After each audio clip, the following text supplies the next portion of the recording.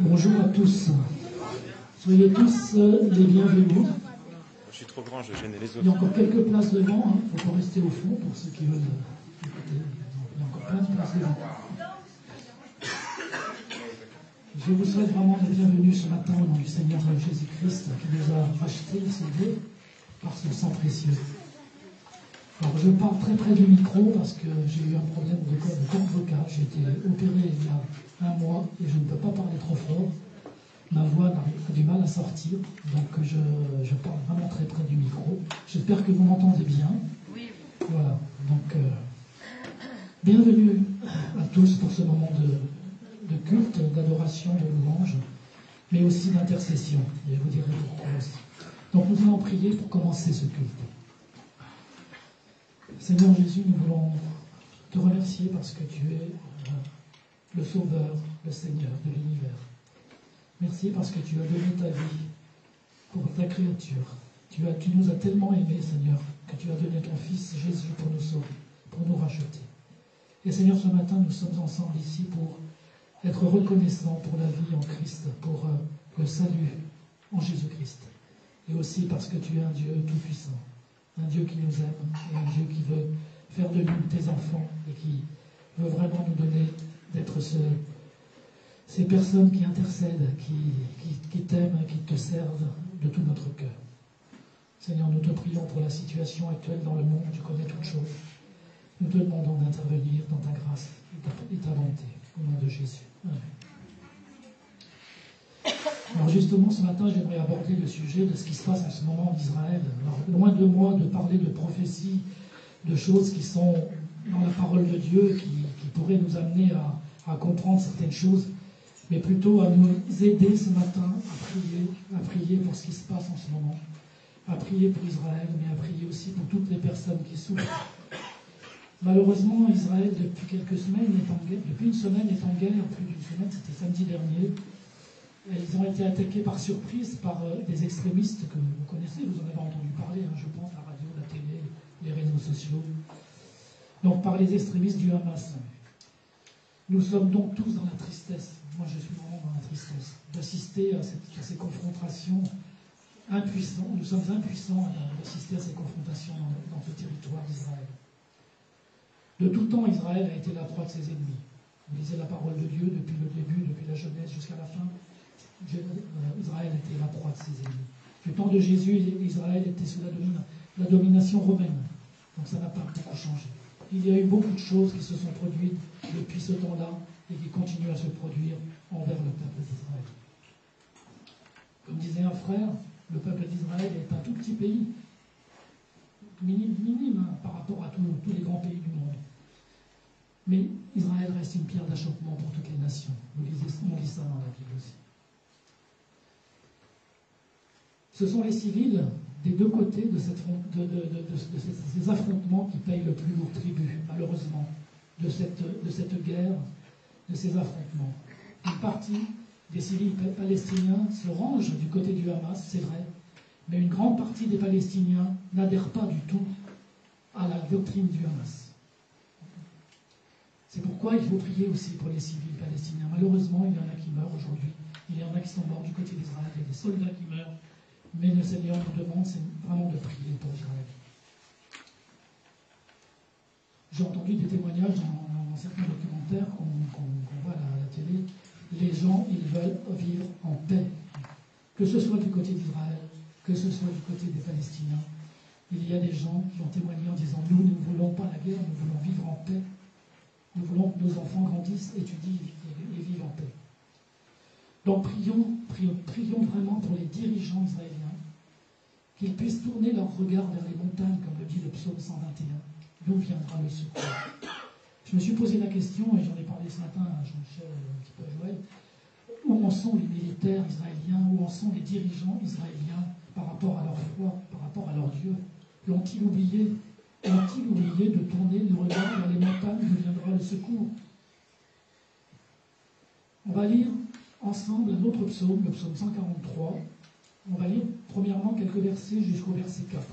C'est un psaume de David. Et David, là, il prie. Il dit au Seigneur, Éternel, écoute ma prière.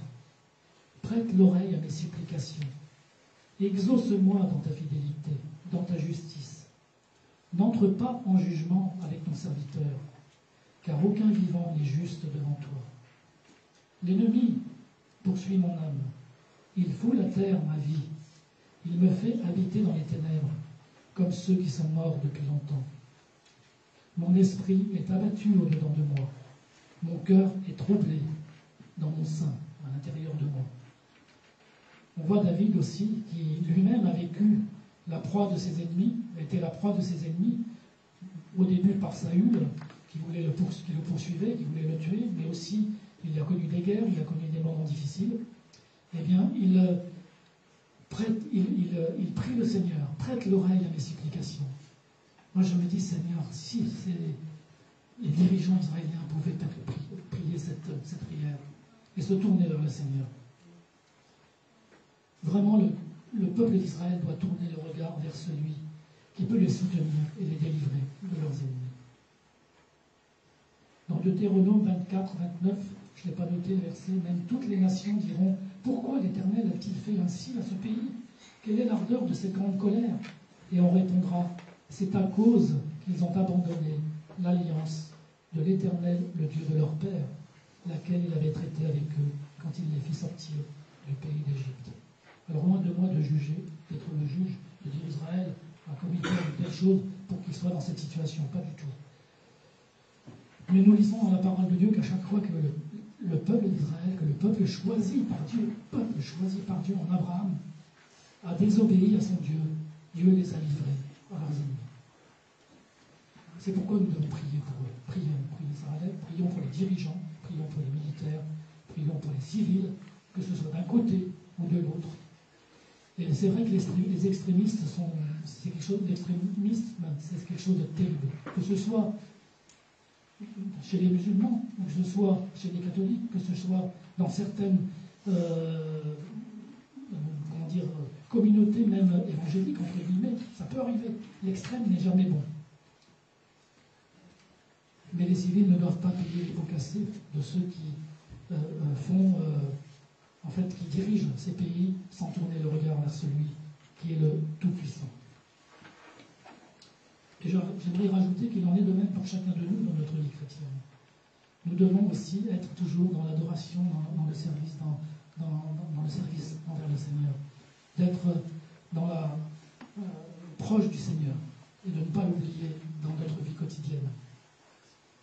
On va chanter 2 chants qui rappellent le psaume 121, « Je lève les yeux vers les montagnes, d'où me viendra le secours ».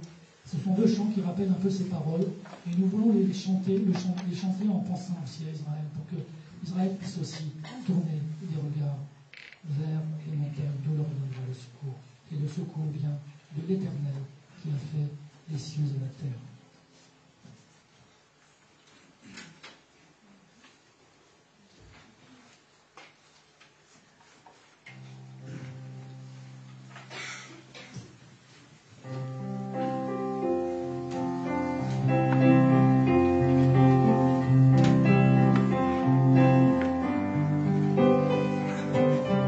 Je lève les yeux vers les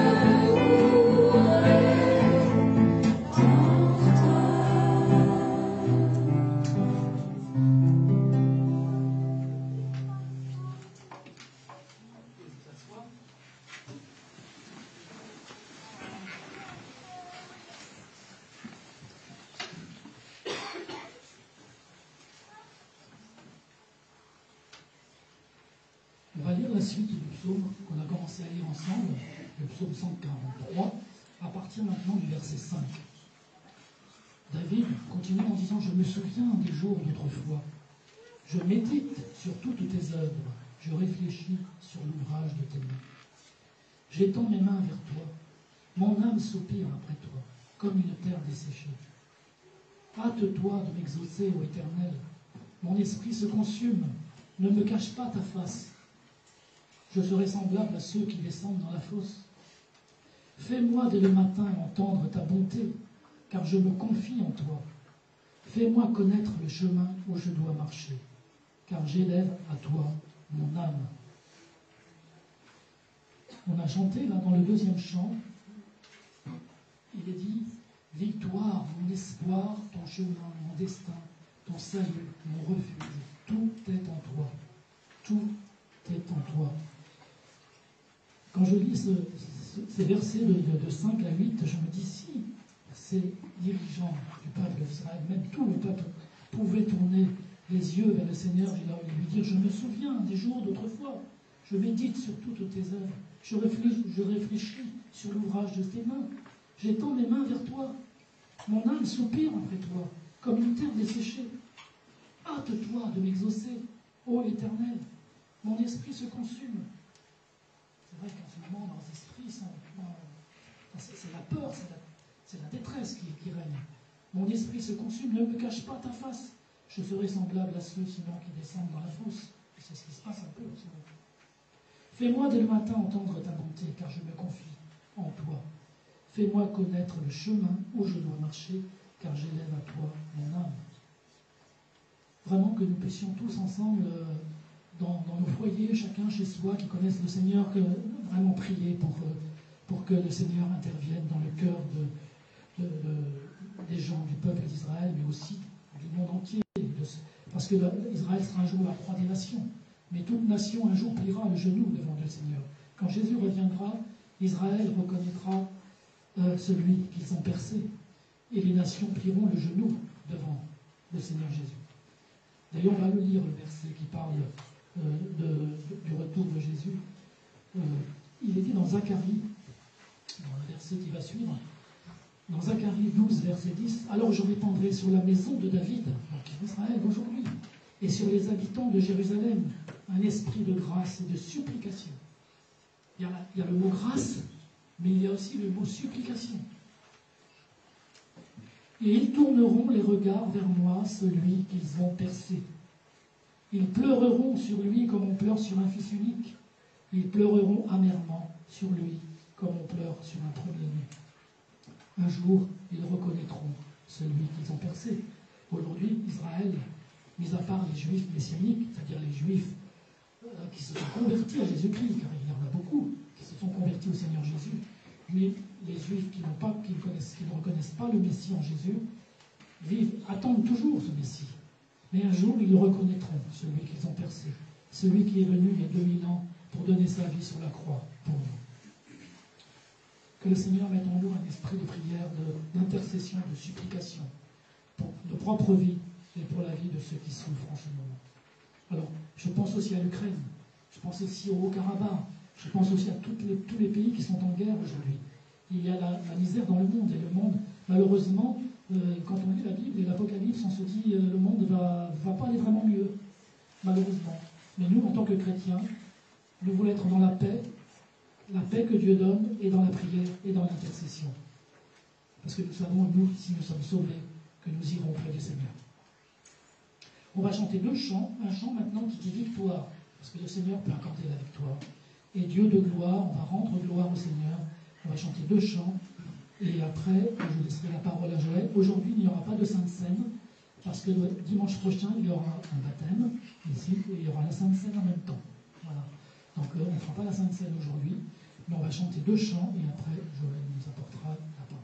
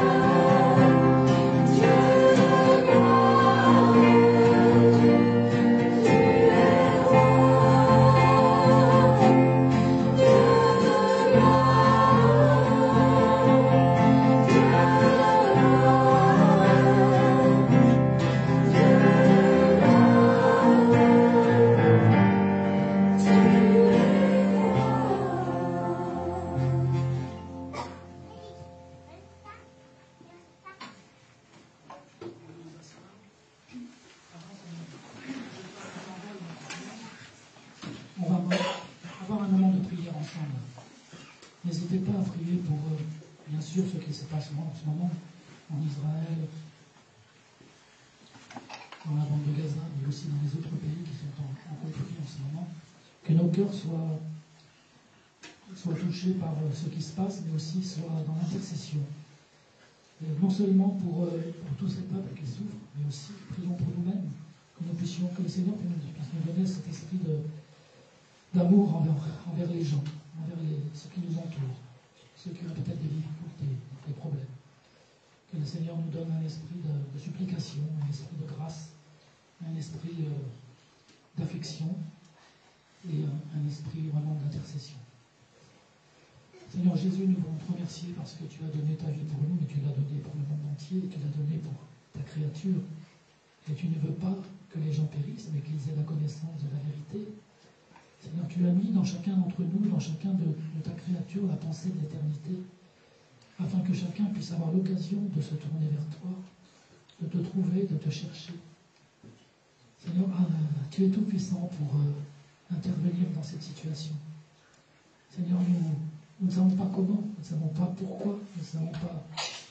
Bien sûr, le pourquoi, on connaît ta parole, on sait que dans ta parole, il y a eu toujours des conflits entre Israël et ses ennemis, parce que parfois il y avait la désobéissance, mais comme je le disais tout à l'heure, je ne suis pas juge, je n'ai pas là pour juger. Ta parole nous dit, qui es-tu, toi qui juges? Le seul juge, c'est toi, Seigneur. Et tu connais toutes choses. Parfois, il y a des choses qui nous dépassent. Il y a des choses qui nous révoltent. Il y a des choses qui nous font mal. Et il y a des choses qu'on ne comprend pas. Et Seigneur, nous voulons te demander que tu sois celui qui juge, c'est toi qui intervient. Parfois, dans certaines supplications, tu as accordé la délivrance. Tu as accordé la grâce à ton peuple.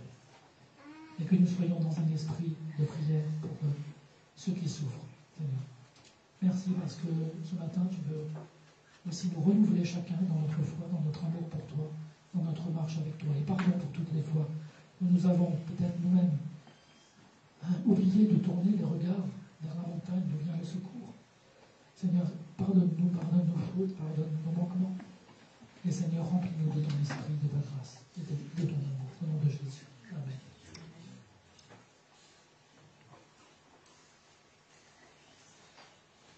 Seigneur, tu es dès le commencement, Seigneur, dès que l'homme a péché, Seigneur, il s'est tourné vers le mal, Seigneur, et nous savons que Caïn a tué son frère Abel dès le commencement.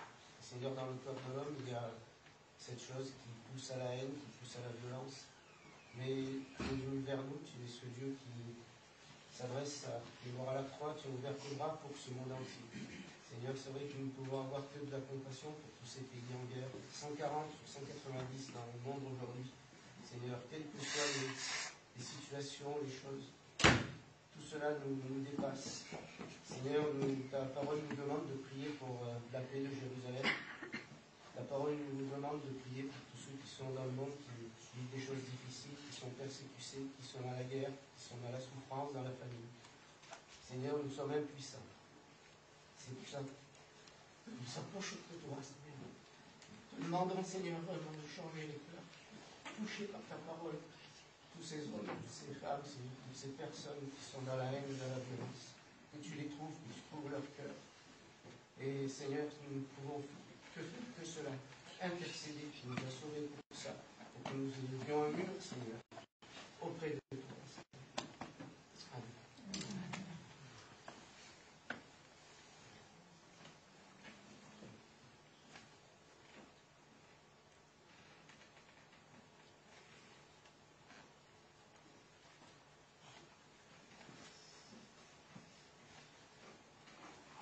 Seigneur, il y a tant de pays de conflits et de guerres partout sur la planète.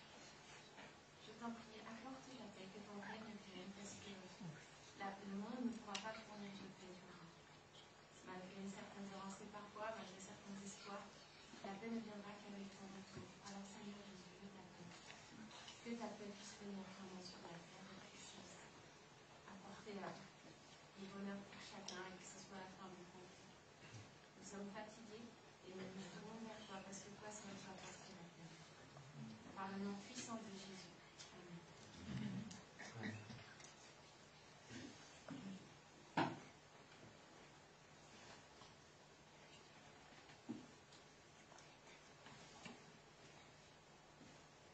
Oui, Seigneur, c'est tellement triste de voir toutes ces vies perdues pour rien, toutes ces souffrances pour rien. Et Seigneur, je veux me tourner vers toi parce que quand je parle mal à quelqu'un, quand je manque de patience, quand j'oublie d'encourager quelqu'un qui en a besoin, alors mon cœur est dans le même état. Parfois, il y a la guerre dans nos cœurs aussi, parce qu'on ne veut pas t'obéir, parce qu'on ne veut pas t'écouter, parce qu'on ne met pas ta parole en premier dans nos vies. Seigneur, pardon pour tous nos manquements, tous nos faux pas, toutes nos erreurs. Aide-nous à être des ouvriers de paix là où nous sommes. C'est ce que tu nous demandes. Et nous te prions pour tous ceux qui sont dans des conflits terribles. De tout temps, depuis que l'homme est sur terre, il y a eu des conflits, comme on l'a entendu tout à l'heure. Parce que nous oublions de nous confier en toi, nous oublions de te prier, de nous attendre à toi, de parler de toi. Seigneur, aie pitié, nous ne pouvons que te demander cela. Nous voulons tourner les yeux vers toi, te prier pour que tu abrèges les souffrances. Nous sommes tellement bouleversés, mais je sais que ton cœur de père, il est bouleversé aussi de voir tout ça. Seigneur, oui vraiment, aie pitié. Merci parce que tu es juste. Et parce qu'en fin de compte, c'est toi qui remporteras la victoire finale. Amen. C'est vrai, Seigneur Jésus, tu es le prince de paix, Seigneur. C'est toi seul qui peux apporter la paix, Seigneur Jésus, dont on a besoin. Nous-mêmes, Seigneur Jésus, donne-nous, Seigneur, de plus de toi, de ta paix, Seigneur, surtout dans les moments de difficulté, les moments d'épreuve, Seigneur, nous t'avons fait, Seigneur Jésus, nous t'en prions, peut-être nous tombons même, Seigneur. On a besoin de toi, de ta main pour nous relever, Jésus. Nous sentons, Seigneur, c'est vrai, dans ce monde spirituel, tu peux, Seigneur, essayer, Seigneur, de nous faire tomber, Seigneur, nous faire évanouir de toi. Tu dis, celui qui persévérera jusqu'à la fin sera sauvé. Jésus a besoin de persévérer jusqu'au bout, Jésus. Et à remporter encore cette couronne, Seigneur Jésus, cette couronne que tu nous as déjà, Seigneur, redonnée, Seigneur, mais à garder la couronne, Jésus. Bénis chacune de nos vies, Seigneur, combien on a besoin de toi, Seigneur. Et aide-nous encore de vrais intercesseurs, Seigneur Jésus, à prier les uns pour les autres, nos familles, nos proches, nos voisins, nos voisines, bien sûr, Seigneur, nous manquons cela, pardonne-nous, Saint-Esprit. Et aide-nous à prier, Seigneur Jésus, efficacement, selon ta direction, dans le nom de Jésus-Christ. Amen.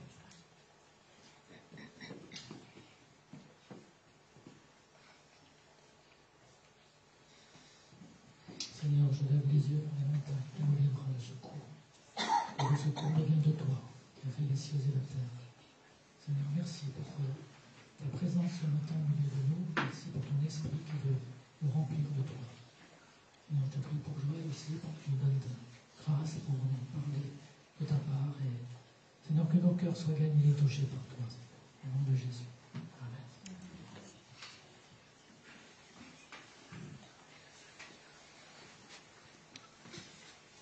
Les enfants et les jeunes doivent pouvoir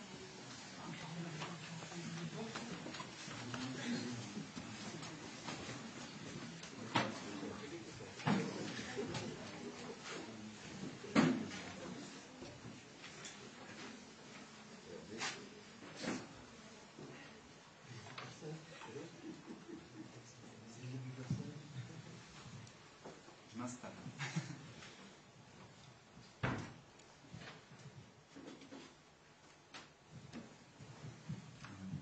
Bonjour à tous. Je vais prendre encore une petite minute pour être bien. Je sais pas, moi, je préfère être sur ce niveau.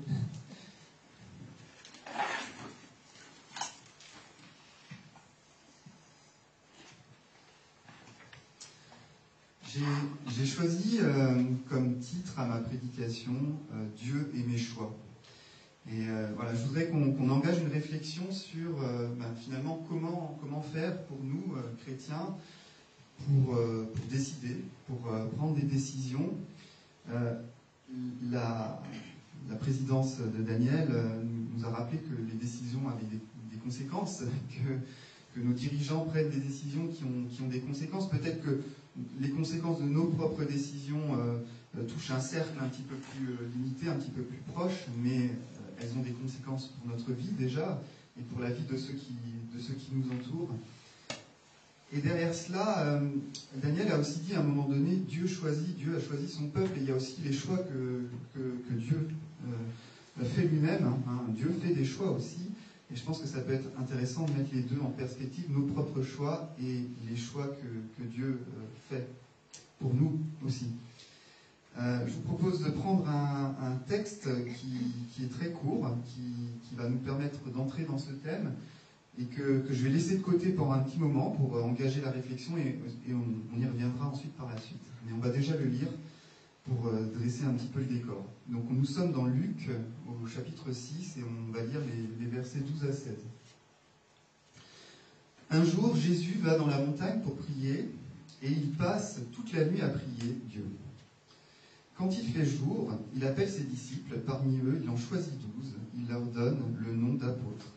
Les voici: Simon, à qui Jésus donne le nom de Pierre, André, le frère de Simon, Jacques, Jean, Philippe, Barthélemy, Matthieu, Thomas, Jacques le fils d'Alphée, Simon qu'on appelle le nationaliste, Jude le fils de Jacques, et Judas Iscariote, celui qui va livrer Jésus. Voilà, je vais juste m'arrêter là.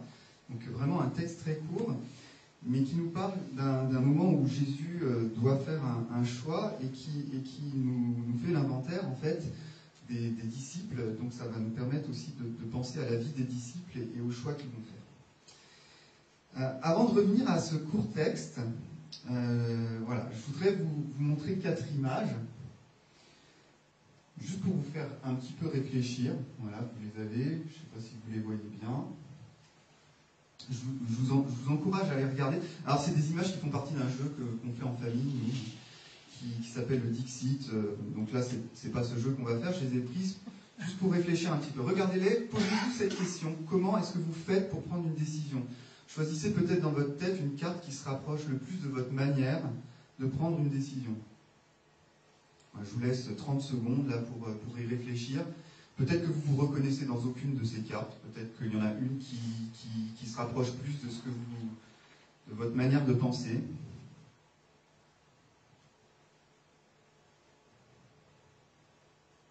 C'est bon?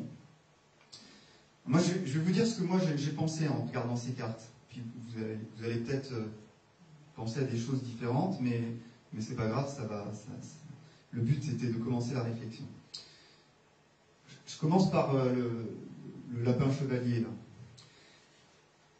Est-ce que vous êtes paralysé par le choix? Est-ce que vous ne savez pas prendre de décision? Est-ce que vous pourriez être parfois immobilisé par la peur de ce qui peut découler de vos décisions? Est-ce que parfois vous préférez le statu quo plutôt qu'un bouleversement dans votre vie? Est-ce que c'est difficile pour vous de choisir? Est-ce que vous préféreriez déléguer cette responsabilité à quelqu'un d'autre? Moi, choisir là, non. Vas-y, fais-le pour moi. Voilà, c'est ce que j'ai pensé à lui quand je l'ai vu. Et en même temps, on peut se dire il a 3 portes qui ne sont pas tout à fait équivalentes. On peut se demander qu'est-ce qu'il y a derrière la porte aussi. Est-ce que la porte rend fidèlement la destination qui est derrière la porte aussi? C'est peut-être une question qu'on peut se poser. Alors après le chat, alors, un petit peu bizarre cette image. Il est devant un aquarium et qui ressemble quand même à une boule de cristal. Donc quelque chose qui permettrait de... Ça serait bien pratique si on pouvait avoir des signes qui nous montrent l'avenir tout de suite. Là, on prendrait des décisions beaucoup plus facilement. On aurait des références pour prendre des décisions. Est-ce que nous cherchons des signes à tout prix dans chaque décision, en oubliant peut-être la raison ou le discernement? Alors, est-ce que c'est bien d'ailleurs de chercher des signes, ou est-ce que c'est mal? Je ne vais pas répondre à cette question parce que Dieu se révèle à nous de manière assez variée, et on voit dans la Bible qu'il peut se révéler aussi de manière surnaturelle. Il nous pousse en tout cas à chaque fois à réfléchir à la situation. Donc voilà, peut-être une deuxième situation. Et puis je vais prendre le garçon qui est là, c'est une sorte de lutin, qui est sur sa pile de livres. Et là je me dis que lui, il voit très bien ce qu'il faudrait faire. En fait, je pense qu'il sait qu'il doit, pour retrouver sa douce là, il sait qu'il doit sauter. C'est encore un autre cas de figure. Hein. Parfois, on sait très bien ce qu'on doit décider et la bonne décision, on n'arrive pas à la prendre en fait. On n'arrive pas à faire le pas, ou plutôt à faire le saut ici. On n'ose pas faire ce grand saut. Et puis, il y a cet homme de dos. Alors bon, peut-être on peut faire abstraction des marques dans le dos et du chapeau de Napoléon. Enfin, je ne sais pas si vous voyez, il a un bicorne sur la tête. Et ouais, cet homme, je me suis dit, lui, il semble méditer. Il est seul, dans le calme, et il est éclairé.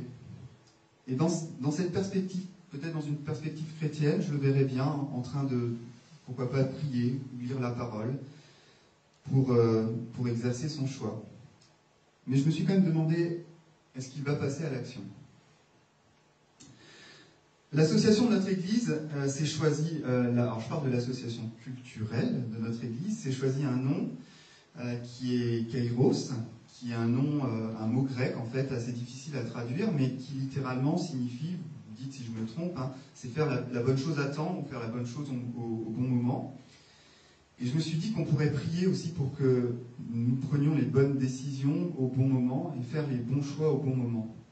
Nous sommes constamment face à des décisions à prendre pour nous-mêmes, pour nos relations avec les autres.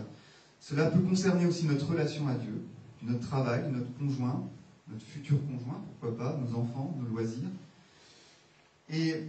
Et alors, là, on pourrait commencer à faire du cas par cas et donner des prescriptions. Voilà ce qu'il faut faire dans ce cas-là, voilà ce qu'il faut faire dans cet autre cas, voilà s'il y a un divorce, il faudrait faire ça. Dans le cas où ton conjoint n'est pas converti, il faudrait faire ça. Si tes enfants sont comme ça, il faudrait faire ça. Mais je ne voudrais pas me retrouver prescripteur d'une recette qu'il faudrait appliquer pour prendre la décision. Et je pense que la Bible ne nous invite pas à voir les choses exactement comme ça. Et on voit bien que si je donnais une recette, ce serait très insuffisant pour répondre à la diversité des situations à laquelle vous êtes confrontés, vous, tous les jours. Je voudrais rappeler quelque chose qui me semble important et qui sert de toile de fond à toute notre réflexion, c'est qu'il y a une décision qui est supérieure dans la vie d'un chrétien, une décision souveraine, une décision plus importante que les autres. La première décision est que nous avons choisi de suivre Jésus. Et nous avons choisi Dieu. Et en réalité, c'est même Jésus qui nous invite à le suivre et nous le suivons. On peut prendre le verset de Luc 9, verset 23. Ensuite, on reviendra au texte. Puis il dit à tous, alors je vais lire ici.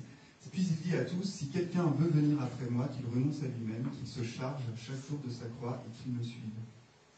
C'est Jésus qui dit ça pour inviter les disciples à le suivre. Je pense que nous sommes invités, presque obligés, je dirais, à penser différemment, parce que ça n'a l'air de rien, mais il y a une nuance entre, à chaque fois que j'ai un choix à faire, convoquer Dieu et l'utiliser presque comme un instrument, un outil de décision, je ne sais pas, ouvrir la Bible pour faire son choix, comme si c'était un outil un petit peu magique. Je ne dis pas qu'il ne faut pas le faire, comprenez-moi bien, parce qu'on trouve dans la Bible beaucoup de réponses. Mais je vais exagérer, être peut-être, quitte à être un peu provocateur, c'est comme si parfois, et je me mets dans le tas dans cette histoire, c'est comme si parfois dans nos prises de décision nous demandions à Dieu, est-ce que tu me suis si moi je décide ça ? Alors que la question est inverse en fait. Est-ce que je suis prêt à suivre Dieu dans ce qu'il me demande ? Et avant de prendre une décision, je pense qu'il est bon effectivement de connaître la volonté de Dieu. Effectivement, la parole est un moyen qui nous permet d'élargir notre pensée et d'adopter le regard de Dieu.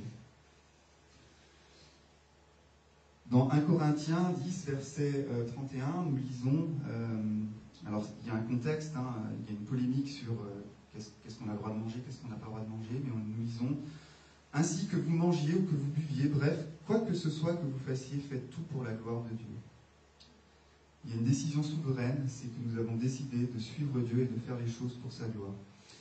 Et finalement, parfois, nous raisonnons comme si Dieu était aussi limité que nous. Et en réalité, Dieu n'attend pas que nous l'invitions dans nos décisions. En fait, Dieu a une vision déjà pour chacun d'entre nous. Il a de l'avance en fait sur nous. Nous pensons l'inviter dans nos décisions, mais lui, il voit déjà plus loin que nous. Et là où nous pensons être dans l'impasse, il voit déjà l'issue. Alors, je vous invite maintenant à reprendre le texte de départ, le texte qui parle de Jésus. Je pense que la Bible peut nous aider à faire les bons choix. Et ce texte parle de ce sujet. Alors, est-ce qu'on peut remettre peut-être les versets 12 et 13 ? Voilà. Alors, plaçons-nous dans le contexte. Donc, il s'agit de l'époque où Jésus commence son ministère. Jésus commence à être connu pour son enseignement et ses miracles. Beaucoup de gens le suivent, déjà spirituellement, physiquement. Il a déjà des disciples. Alors, disciple à l'époque, c'est un peu synonyme d'élève. Il y a un enseignement, il y a un enseignement, un enseigné. Jésus enseigne à ses disciples comment avoir une vie qui plaît à Dieu. Et dans le texte que nous venons de lire, Jésus va avoir un choix à faire. Et quel choix ? Il va choisir 12 apôtres, des noms qui sont encore connus ici, 2000 ans après, plus de 2000 ans après. Alors, apôtre, ça veut dire envoyé. Et je pense que c'est bon aussi de s'en souvenir. C'est pas simplement des élèves, justement. Là, il va choisir, pas seulement des disciples, mais il va choisir des disciples qu'il va envoyer. Ce sont ceux que Jésus va former de manière plus particulière pour ensuite les envoyer dans tout l'Empire romain qui était le régime de l'époque. Regardons de plus près les circonstances du choix de Jésus. Je voudrais relever quelques détails. Le premier, je pense que c'est le plus évident, c'est plus facile à voir. Le premier détail, c'est l'insistance que l'auteur peut faire sur le fait que Jésus prie. Si on prend le premier verset là, qui est affiché, en ce temps-là, Jésus se rendit sur la montagne pour prier et passa toute la nuit à prier Dieu. Le texte montre quand même deux fois il y a cette citation de la prière. Le texte ne nous dit pas clairement d'ailleurs pourquoi il prie, mais il est très probable quand même que ça a un rapport avec la suite, avec le choix qu'il y a à faire. Quand le jour fut levé, il appela ses disciples et il en choisit parmi eux 12 auxquels il donna le nom d'apôtres. Jésus prie toute la nuit et dès que le jour se lève, il choisit ses apôtres. Alors, il semble que si Jésus ait prié aussi longtemps, c'est certainement qu'il avait un choix important à faire. En choisissant ses apôtres, il a choisi aussi les futurs piliers de son Église. Moi, je suis toujours interpellé dans la Bible quand je tombe sur un texte où Jésus prie. Je pense que peut-être vous aussi, parce que la Bible nous présente Jésus comme Dieu, et voilà, il y a toujours cette interrogation, mais si Jésus est Dieu, pourquoi a-t-il besoin de prier ? Ses pensées sont transparentes, elles sont immédiates pour Dieu, il ne forme qu'une seule et même personne. Mais justement, ça fait partie de la volonté de Dieu aussi, de s'être révélé comme un Dieu en trois parties, en trois personnes, le Père, Jésus, le Fils et le Saint-Esprit. Et ces trois personnes qui forment une unité, vous savez, c'est ce principe de la Trinité. Alors c'est pas facile à comprendre pour nous, ça, la Trinité, mais c'est une des caractéristiques de Dieu. Dieu n'est pas composé d'un seul bloc. Il y a déjà, dans ce Dieu qui se révèle en trois, en lui, il y a déjà de la vie, il y a déjà de l'amour, il y a déjà de la relation. Le Fils communique avec le Père communique avec le Fils, le Saint-Esprit est là aussi. Et on voit que ça a du sens, puisque entre le Père, et bien justement cette interaction, elle est importante. Entre le Père et le Fils, cette interaction, elle est importante. Et Jésus va prier toute la nuit avant de faire ce choix important. On peut se dire aussi que Jésus, dans sa prière, partage aussi un petit peu notre humanité. Quand on est face à nos choix, on a aussi cette possibilité de les remettre dans la prière. Il y a plein de choses qu'on ne connaît pas, qu'on ne sait pas dans le passage.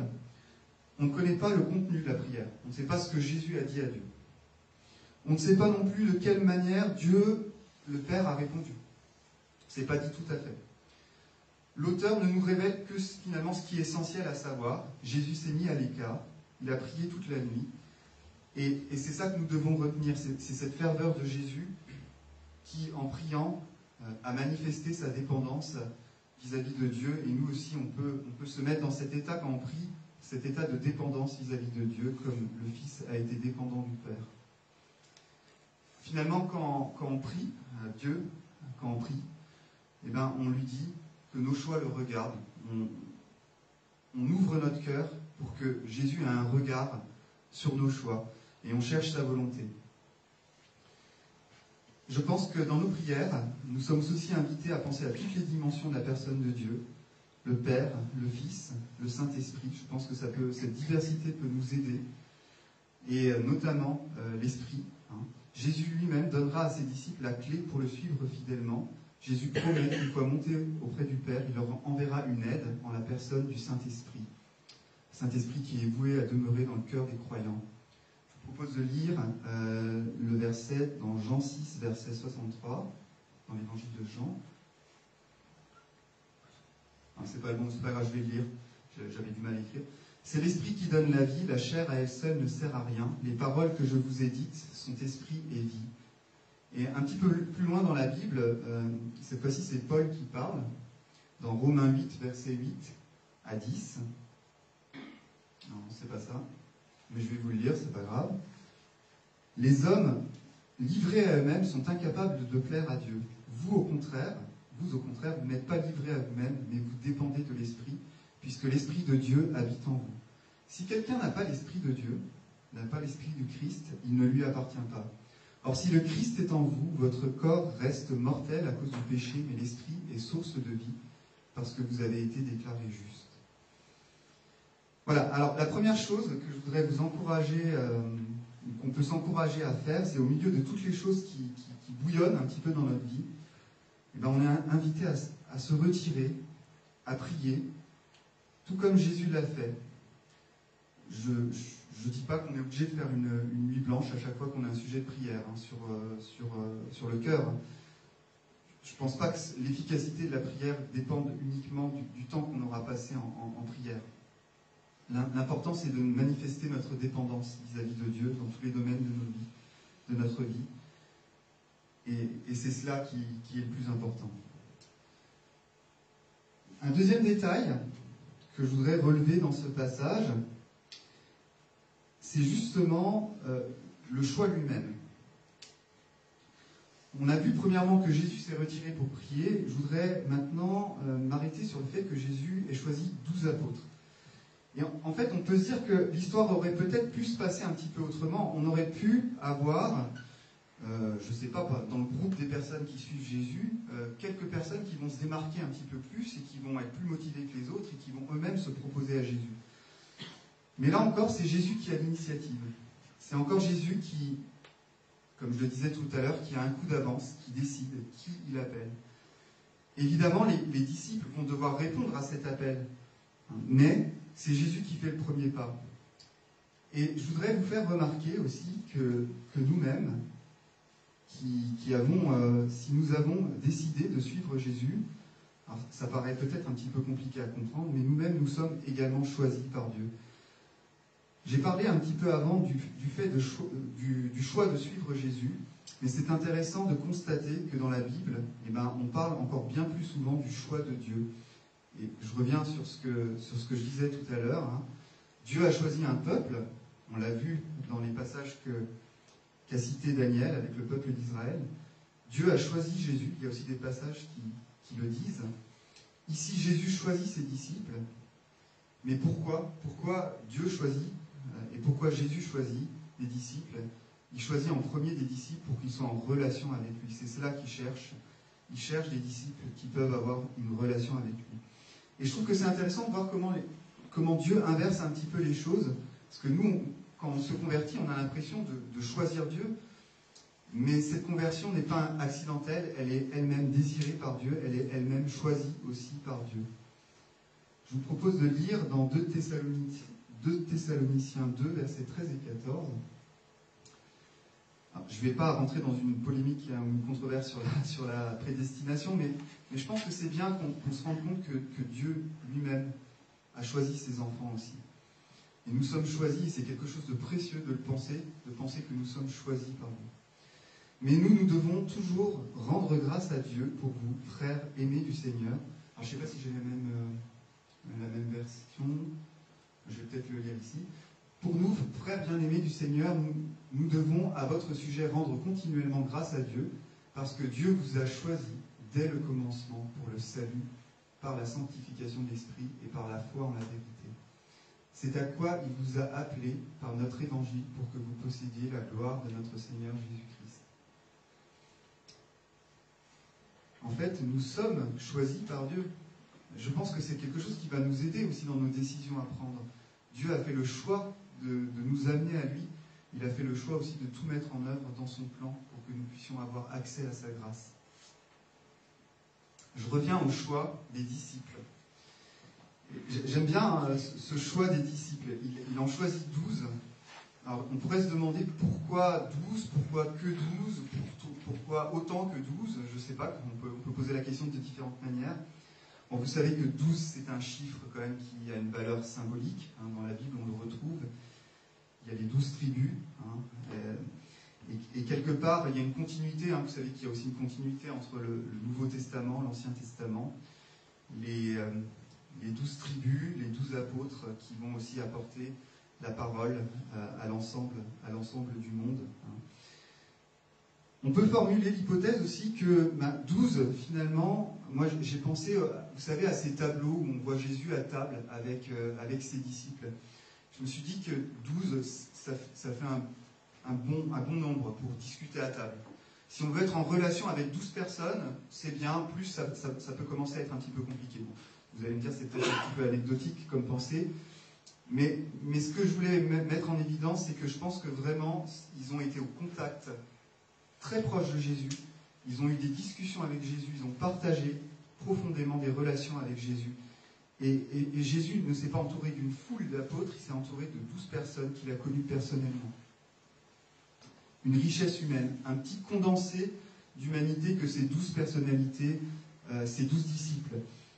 La semaine dernière, je suis allé voir avec Simeon, Magda et Elcio Souili, on est allé voir les épisodes de la série qui retrace la vie de Jésus, dont vous avez certainement entendu parler, qui s'appelle The Chosen. Et il y a quelque chose que je trouve que la série rend très bien dans la vie de Jésus, c'est l'humanité des disciples. Il y a forcément une subjectivité, c'est subjectif, c'est assumé, mais les disciples sont vraiment incarnés, ils sont vraiment humains. C'est pas des disciples parfaits, on les voit bien. Déjà la Bible nous montre, mais le fait de les voir jouer, incarner, c'est encore plus parlant parfois. Et on les voit vraiment pris dans leur contradiction, pris dans leur rivalité, pas que avec des belles pensées, avec des origines sociales complètement différentes, incapables de se comprendre. Il y a celui qui est lettré, celui qui au contraire est pécheur. Et on se rend compte surtout que cette cohabitation de 12, elle n'a pas dû être évidente. On se dit qu'il y a dû y avoir des frictions, que ça a dû être un petit peu compliqué parfois quand même. Mais les évangiles ne le cachent pas, ça d'ailleurs. On les voit hésitants, ces disciples, on les voit commettre des erreurs. Et je trouve que c'est aussi rassurant de se dire que dans notre Église, l'Église que nous formons, ça ne va pas toujours de soi. Il faut être honnête, il faut le dire aussi. Les relations, ça ne va pas toujours de soi, même entre nous. Nous sommes tous très différents. Mais par contre, il y a quelque chose au centre, là, qui est la personne de Jésus, et sur lequel on doit revenir. On doit revenir à chaque fois qu'il y a des décisions aussi à prendre. On peut imaginer que sans le contact avec Jésus, sans la proximité de Jésus, sans le regard pénétrant que Jésus pose sur ses disciples, leur décision, à la fin, aurait été tout autre. Mais ce qui est intéressant, et là je repense à la série, c'est qu'on voit les disciples, parfois même face à Jésus, même en face de lui, on voit que ces disciples ne sont pas à l'abri de prendre des mauvaises décisions. Parfois on les voit manquer de foi, parfois on les voit englués dans leurs préjugés. Vous savez, dans la Bible, il y a aussi ce passage où les disciples se disputent pour savoir qui est le plus important. Voilà, des disciples bien humains. Mais on ne va pas s'arrêter là, parce que sinon ça serait un petit peu désespérant de dresser ce tableau de l'humanité. Et d'ailleurs, ce n'est pas ce que Jésus voit en eux. Jésus voit autre chose en eux. Lui, il voit le potentiel, il va en faire des instruments de sa grâce. Et même si les disciples ne sont pas parfaits, il veut les mettre à son école. Il veut les former. Il veut les enseigner. Mais pas les enseigner simplement en leur disant des choses, mais en vivant avec eux. Et ça, c'est un dernier aspect que je voudrais aborder avant de conclure avec vous, c'est que la formation au contact de Jésus, c'est pas que du théorique. Et je pense que ça, il faut l'intégrer. Jésus n'a pas fait d'interrogation écrite après avoir fait ses sermons. Il leur a pas demandé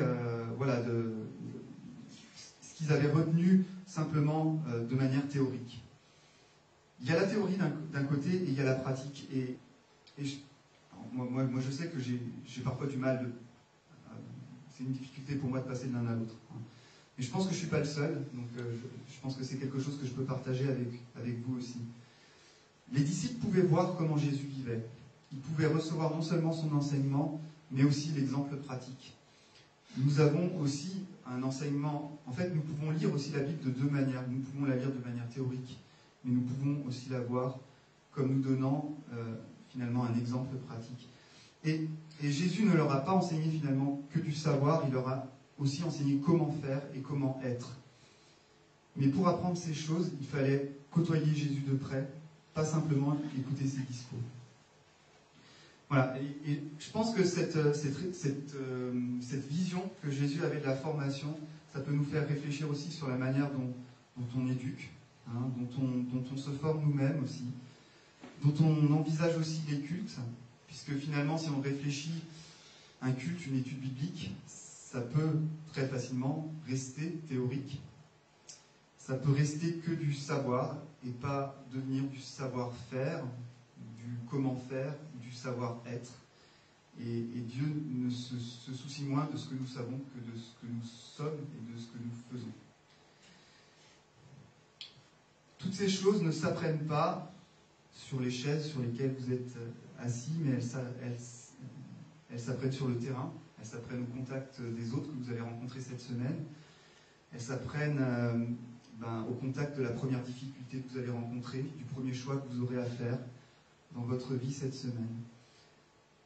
Dans le cas de Jésus, il va par exemple envoyer ses apôtres en mission pour les former. Alors je reviens à la série, on les voit, il les envoie 2 par 2, et on les voit vraiment un petit peu craintifs à cette idée de partir, de faire du terrain. Et je pense que cette peur, nous l'avons aussi parfois de nous mettre vraiment les mains à la pâte, quoi, et être sur le terrain, et de passer de la théorie à la pratique. En tout cas, je vous encourage à y réfléchir et à oser passer à la pratique. Je pense que c'est vraiment important, c'est peut-être même un enjeu de notre vie spirituelle. Je vais conclure. Jésus s'est retiré. Il a prié longtemps avant de choisir 12 apôtres. Pourquoi ? Parce que c'était une préoccupation importante. Parce que l'enjeu derrière tout ça, c'était la gloire de Dieu. Et nous, quel choix considérons-nous comme important aujourd'hui ? Je pense que là encore, l'exemple de Jésus peut nous interpeller. Lorsque nous avons des choix à faire, lorsque nous prions pour faire les bons choix, prions pour que nos décisions soient pour la gloire de Dieu. Aux yeux de Dieu, les décisions importantes sont celles qui concernent son royaume. Quand on est impliqué dans l'Église, on a une grande responsabilité, on a un besoin particulier de prier, je pense à nos responsables, et on peut prier aussi pour nos responsables d'Église, pour les responsables politiques aussi plus largement. Je voudrais vous donner quelques pistes pour continuer à réfléchir, des questions sur lesquelles je n'ai pas forcément donné de réponse, mais qui peuvent, sur lesquelles je vous encourage en tout cas à réfléchir, et que je me pose aussi à moi-même, d'ailleurs. Qu'est-ce qui gouverne actuellement mes choix ? Est-ce que ce sont mes envies ? Est-ce que ce sont mes désirs ? Qu'est-ce qui gouverne actuellement mes choix ? Sommes-nous à l'écoute du conseil des autres chrétiens dans l'Église ? Parfois, un frère va me donner un conseil. Est-ce que j'ai l'humilité ? Est-ce que j'ai la capacité d'entendre ce qu'il va me dire de la part du Seigneur ? Comment pouvons-nous être à l'écoute dans nos situations personnelles ? Comment est-ce qu'on peut se mettre ? Qu'est-ce qu'on pourrait favoriser pour être à l'écoute de Dieu ? Est-ce que je suis trop dépendant du regard des autres, de ce que les autres vont penser ? Est-ce que ça pourrait m'empêcher de prendre les bonnes décisions ? Et enfin, la dernière, je pense, elle est importante. La dernière question à se poser, c'est Quelle est ma réaction quand une porte se ferme devant moi? Quand j'ai pris une décision que je pense être la bonne et que finalement ça ne se passe pas exactement? Est-ce que j'en conçois de la colère contre Dieu, du découragement, de l'abattement? Voilà. Dans toutes nos décisions, souvenons-nous que Dieu a pris une décision qui éclaire l'ensemble de notre vie. Il nous a choisis. Il a choisi de manifester sa grâce au travers de l'homme. Il a choisi de racheter l'homme pécheur que nous sommes. Je vous propose de prier pour terminer. Seigneur, nous sommes pleins de reconnaissance ce matin parce que nous savons que tu as tout mis en œuvre. Tu as tout mis en œuvre dès le commencement, mais par la révélation aussi que tu nous donnes par ton Saint-Esprit et par Jésus-Christ qui est venu sur terre incarné en homme pour partager notre humanité. Tu as tout mis en œuvre pour que nous soyons rachetés. Tu as sacrifié ce Fils, Seigneur, sur la croix pour que nous puissions nous présenter purs devant toi. Et Seigneur, je te prie pour que tu sois vraiment lumière dans nos vies, une lumière qui éclaire, une lumière qui amène le discernement, qui nous amène aussi à poser les bons choix au bon moment. Je te prie pour chaque personne qui est ici ce matin dans cette église, pour ce qu'il y a de doute dans les esprits, Seigneur, que tu puisses, œuvrer aussi en lumière et en paix dans nos esprits. Parce que nous avons besoin aussi que tu fasses cette œuvre déjà au commencement dans nos cœurs et dans notre esprit. Amen.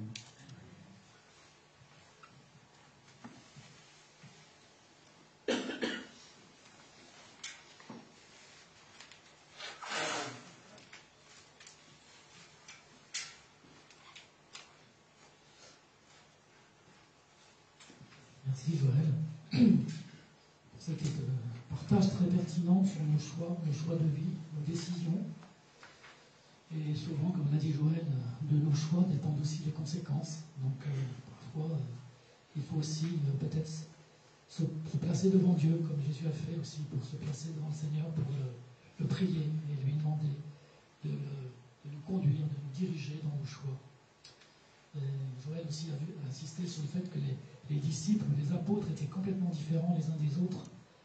Les intellectuels, comme Matthieu, qui était un péager, qui avait certainement fait une éducation un peu, et à l'opposé, des gens comme Pierre, son frère André, qui étaient des manuels, des gens qui pêchaient, des gens qui... Et voilà, mais Dieu a choisi tous ces hommes pour qu'ils vivent ensemble et qu'ils aient à se confronter les uns aux autres dans leur vie et dans leur... dans le fait qu'ils étaient choisis par Jésus et que dans la formation que Jésus voulait leur donner. Non, c'est très important. Et nous-mêmes ici, nous venons tous d'horizons différents, de pays différents, de cultures différentes. Mais Dieu construit son Église avec ses pierres différentes. Et lui, il est la tête. Et il veut nous conduire dans notre Église à vivre ensemble en bonne harmonie. Donc, comme je l'avais dit tout à l'heure, il n'y a pas de Sainte Seine aujourd'hui. Avant de chanter le dernier chant, je vais vous montrer quelques photos. Alors, hier après-midi, on a eu un atelier dans le cadre de notre nouvelle association culturelle Kairos, on a parlé Joël tout à l'heure, et on a fait un premier atelier sur la fermentation des aliments, et que Pierre-Éric, qui est là, voilà, il a été un grand dirigeant pour nous montrer ce qu'il avait à nous apprendre. Et je vais vous montrer quelques photos que j'ai fait hier pour ce premier atelier. Voilà, on était installés dans la salle du fond là-bas. Et voilà, la préparation des différents ingrédients. Alors, il s'agit de faire fermenter des aliments et de les garder, de les conserver. Alors, il ne s'agit pas de conserve cuite, enfin, voilà. C'est la fermentation d'aliments avec de l'eau, du sel, et voilà. Si vous voulez des renseignements, demandez à Pierre-Éric. Voilà. Alors, une deuxième photo. J'en ai 6, des photos. Tu vois, voilà, on peut passer à la suivante. Voilà. Donc là, c'était la partie un peu au goûtage, je crois. On goûtait certains produits que Pierre-Éric avait amenés. La photo suivante. Voilà. Alors là, c'est la mise en pratique. Et la dernière, je pense. Voilà. Donc on est invité 12 personnes, certaines de l'Église, 2 personnes que Jenny avait invitées, qu'elle connaît dans le cadre de son activité de gymnastique. Hein. Et puis il y avait une dame chrétienne qui va à l'église Perspective de Romorantin, qui s'appelle Chantal, qui a déjà assisté à des réunions de prière par Zoom, elle était là aussi. Donc on était 12 personnes, et c'était bien. Il n'aurait pas fallu qu'on soit trop nombreux non plus, parce que la salle n'était pas trop grande.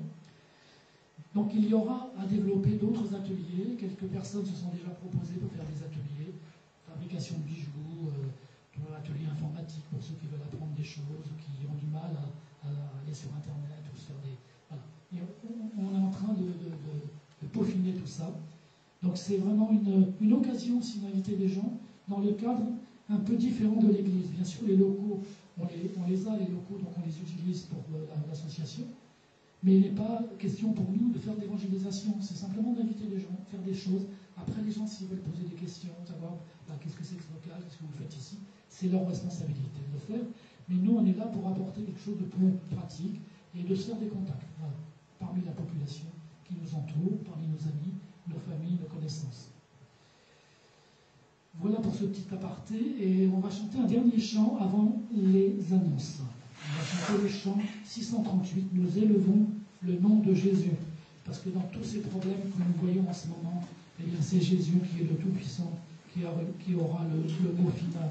Nous voulons élever le nom de Jésus.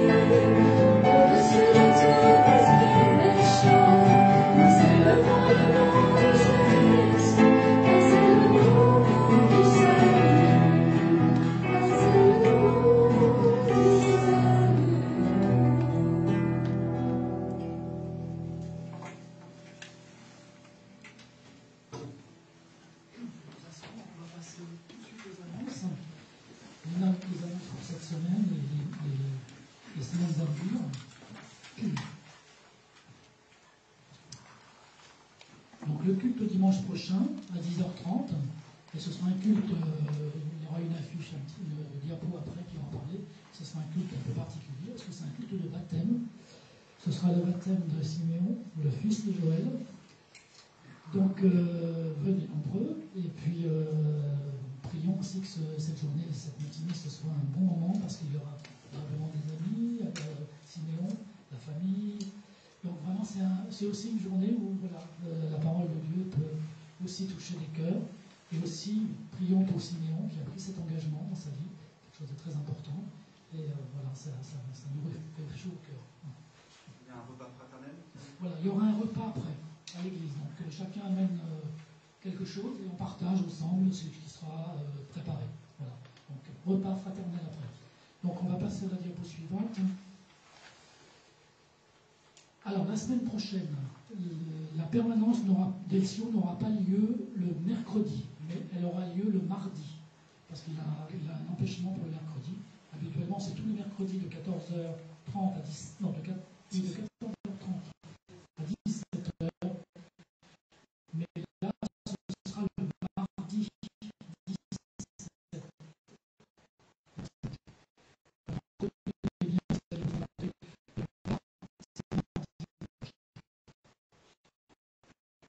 Et voilà donc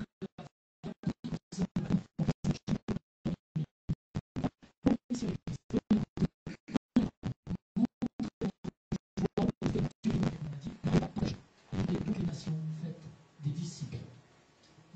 Ça rejoint ce qu'il dit. Alors ici, c'est la prochaine étude biblique, bulle, on appelle ça bulle de foi.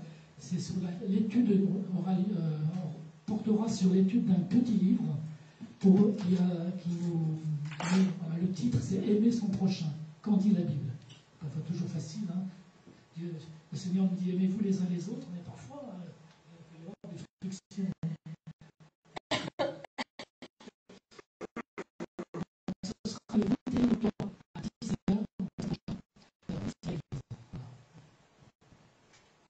Les 4 mots, donc la leitmotiv de l'Église qu'on avait choisi, les 4 mots qu'on a choisis, c'est l'unité, la joie, le service et l'onction de l'esprit. Que nous puissions aussi méditer ces 4 mots. Et aussi un autre, j'aime pas trop ces mots-là, slogan entre guillemets, nous voulons être une église rayonnante, qui rayonne autour de nous, qui répand la grâce et la gloire de Dieu. Et j'aimerais terminer avec ce verset, fais-moi de le matin entendre ta bonté, car je me confie en toi. Fais-moi connaître car j'ai ton âme, sans parler que j'habite. Avec la boîte d'offrande à l'entrée de la salle, voilà. Et puis, je crois que c'est tout. On va terminer par la prière. Seigneur Jésus, nous voulons te remercier pour ce bon moment de partage, de culte ce matin, parce que nous avons pu entendre vraiment des choses dont nous avons besoin pour notre vie. On a entendu parler des choix, et que nos choix soient les choix que tu veux. Toi, tu nous as choisis. Tu as choisi tes disciples, mais tu nous as aussi choisis. Ce n'est pas nous qui t'avons choisis. En quelque sorte, oui, on a accepté.